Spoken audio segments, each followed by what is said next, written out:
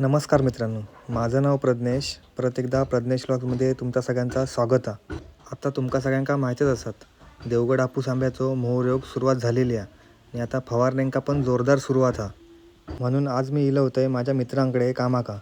बागेत इलंय निमी म्हटला पहिला पाण्याचं इंजन जोडून घेऊया म्हणून पाण्याचं इंजन जोडून घेतलं आहे. इंजन वगैरे सर्व जोडून झाला तोपर्यंत सगळे गडी इले आणि तोटी सोडू घेतला नाही. आज आपण लावणार होता 5 गण, त्याच्यामुळं जरा ॲरेंजमेंट करेपर्यंत थोडं वेळ गेलो. मग पाणी वगैरे भरून फवारणीचं इंजन वगैरे चालू करून सगळेजण आपापल्या तोटीवर गेले आणि एकदाची आपण फवारणी सुरू केला. बघू शकतास मित्रांनो कशाप्रकारे आपण फवारणी करता होती.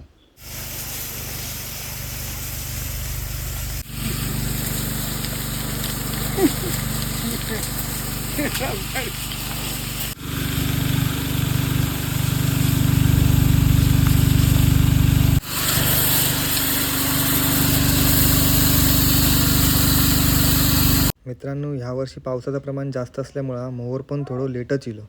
मग मित्रांनो ह्या वर्षीचं आंबं पण मार्च एंडिंग ते एप्रिल दरम्यानच तोडणे का सुरुवात होणार आहे. ह्या काही वर्षात आंबे टिकवणे म्हणजे एवढा कठीण झाला ना की काही विचारूच नको. दुपारी जेवणाचा टाईम झालो होतो म्हणून आम्ही आता हिला वरती जेवू का. ह्यो बघू शकतास गुरुराज आपलं जेवण वाढता आणि भाई आपलं कांदे कापता.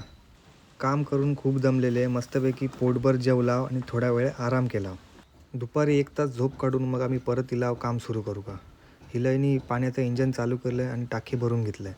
तोपर्यंत सिद्धू तिकडे औषधाचं बघित होतो.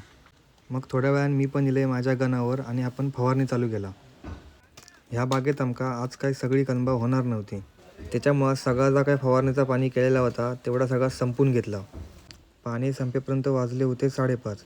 मग आपण सगळा सामान वगैरे गाडीत भरून आता आपण चाललो घरच्या दिशेने.